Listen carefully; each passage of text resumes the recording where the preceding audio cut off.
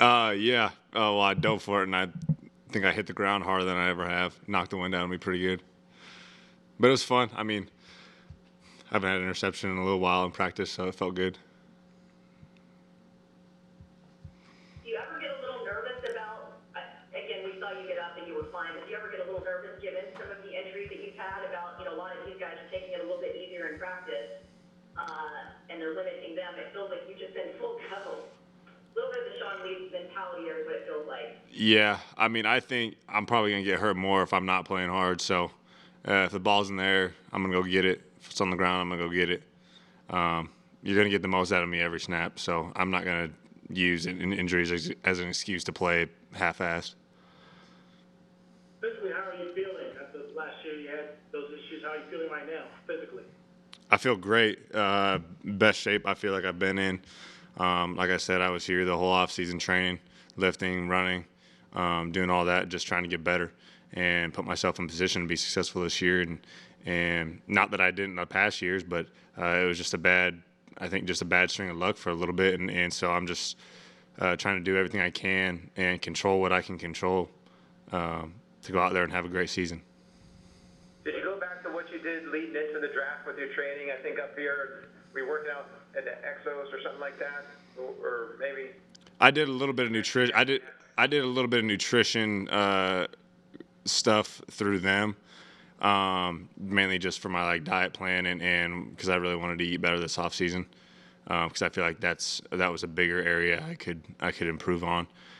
So I did a lot. I did a little bit with Noel at Exos, but I pretty much I was training here. I was doing a little bit of extra stuff here and there away from the facility, but most of it's been with Harold and Kendall and Said. There's some uncertainty about your future with the Cowboys not picking up your fifth-year option. What did they tell you about that? Is that motivation going into this year for you? I've always been motivated. I didn't have to use that to be motivated to play better or to work harder. I've been on a mission since the season was over because we just can't have a season like we did last season, and this it's coming this year. So, like I said, I'm just controlling what I can control. The rest take care of itself. Leighton, how much of that decision, though, the Cowboys decided not to pick up the fifth-year option was also a little bit of your feedback? In other words, betting on yourself the way that Dak did. I mean, as far as my mentality or theirs? Your mentality. Was it a conversation between the two where you guys both came to that decision? No. Nope, that was fully their decision. I didn't have any control over that. So that's what they wanted to do, and it is what it is. So. Did you understand it? Did you understand why they made it, or do you? Yeah, I understood. Steven called me. We had a great conversation. I got nothing but respect for the Joneses. I mean, they're the ones that took a chance on me to begin with. So, I mean, I trust in their plan, and I think we have a great thing going. Our relationship is amazing. Like I said, I'm just controlling what I can control. I got no control over the logistics of who pays who what. So, it is what it is. What changes for you in this scheme with Dan Quinn? From last year and what you were doing, you think? I'm going back to pretty much my old role the first 2 years, which I think is what it should have been last year. But I think it's just going to be a lot more familiar to what we were used to running. Just running, hitting, making plays, and having fun. When it comes to your shoulder and that, how are you dealing with that? Different equipment, different rehab, different training, exercises? How do you try to combat some of those issues you've had in the past? I mean, those injuries are way behind me. So, I mean, I'm not even really dealing with that anymore. But like I said, I've been training and working out harder, trying to put some more body armor on my frame to make sure that I do give myself the best chance possible to stay healthy. Not that solves all your problems, because you can't help someone rolling up on you or doing any sorts of that. So, but if you can strengthen yourself and give yourself a little bit more body armor to protect yourself in any way possible. I mean, I feel like I did that this offseason. Leighton, can you give an idea? Leighton, can you speak to just how challenging it was last year trying to learn that new scheme in the midst of the pandemic and having to do it over Zoom and things? I mean, how much did that impact how fast you guys were able to play on the field when it was time to do so? Well, not having the off season that we were having this year definitely was tough, and that definitely put us pretty far behind last season. But learning the scheme last year wasn't hard. It was just so much different, and we didn't get a practice, and we didn't get those reps. And I mean, I think there's a lot of other things I could say about it, but it's in the past to me, so I'm good. The vision for this defense this year, Leighton, is a little bit clearer with Dan Quinn in this group. Yeah, very clear. Things are cut and dry.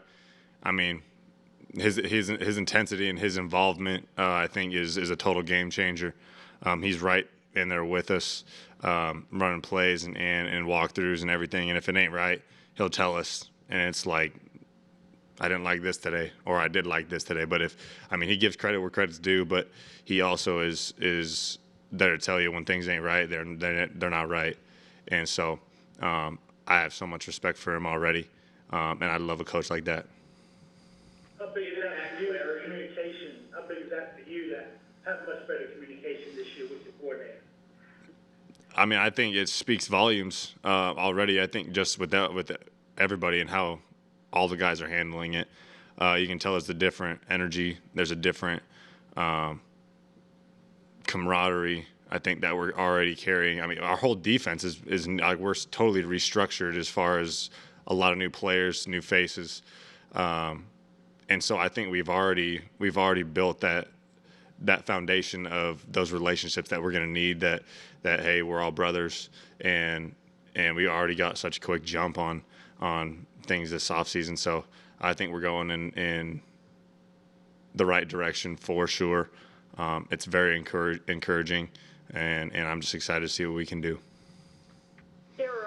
You're one of just a few holdovers at linebacker, and when guys like Joe and Justin and Sean are gone, are you making a conscious effort to be more of a leader vocally, or are you still more of an example kind of guy? I mean, I'll speak up when I need to. I think my intensity and the way I carry myself and the way I practice, the way I go about things, is my form of leadership. But I will speak up, and I'll let people know if I have something to say. I don't talk just to talk. If I say something, I mean it. So I think my intensity and confidence is the baseline for me and how I prepare. Were you more impressed with your pick or the tackle for loss on Pollard after you came back? I mean, short yardage, I think that's our chance to take a shot and go change the game. Obviously, you like getting interceptions and all that, so I'd probably pick that, but it's a hard choice.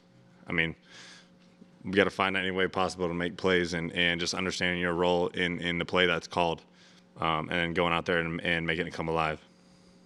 That recognition to read the play and penetrate the gap on the TFL, is that something that you've really been working at mentally? We're talking about your physical strides, but your mental component to your game this offseason? 100%. It's not just preparing physically, like you said. It's preparing mentally, watching film and paying attention in meetings and getting the most out of it that you can. Because like you said, the NFL journey doesn't last long, and so it's not forever. So you got to make the most of it while you're there. And I think just preparing, watching film, making sure you're in position and that you can communicate out there and make the right calls, make the right checks, and then just dial in. The more you know, the more you recognize, the slower the game is, and the faster you can play. What was your reaction to the team using a high draft pick on another linebacker, and just what have you thought of Michael Parsons so far? I mean, I think it's better for our team. At that point, it was seeing how we can make our team better. Like I said, I don't control who they pick, so I can control my job and how I play and how I prepare, and being a leader, being an example for a guy like that.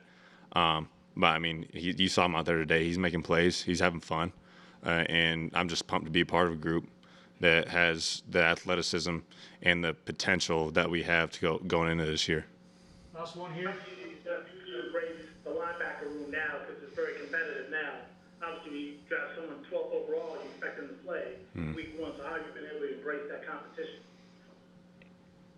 I mean, I think it's fun, competing with each other, not against each other. I think that's the thing about being a good teammate, is you're not trying to compete against somebody that is on your team. You're trying to compete with them, because I think that makes everybody better. Hey, last one. What do you miss about not having Sean around? Oh man, that's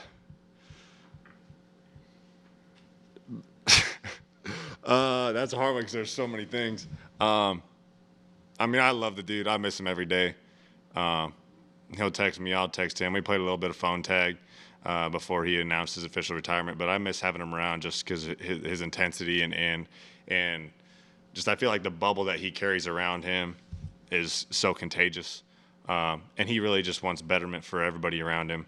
And I'll always remember what he did for me my rookie year when I came in. So, I mean, I think just his character is the biggest statement about him. He's just a great dude. Thank you. Thank you. Thanks, Blake. Thank you, guys.